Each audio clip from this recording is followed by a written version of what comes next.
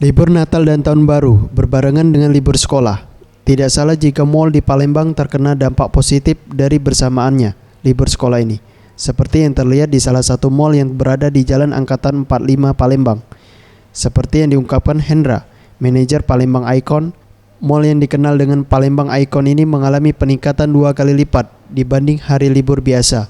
Dan jika dibandingkan tahun 2014 mengalami peningkatan 15% pengunjung. Mendekati penghujung tahun 2015, di Desember ini banyak sekali hari libur yang dimanfaatkan keluarga-keluarga yang ada Palembang untuk berkunjung ke Palembang Icon. Dan kita bahkan sangat merasakan traffic yang sangat signifikan dengan hadirnya berbagai pengunjung yang hadir di Palembang Icon. Terlihat pengunjung hadir itu 2 kali lipat dari pengunjung biasanya.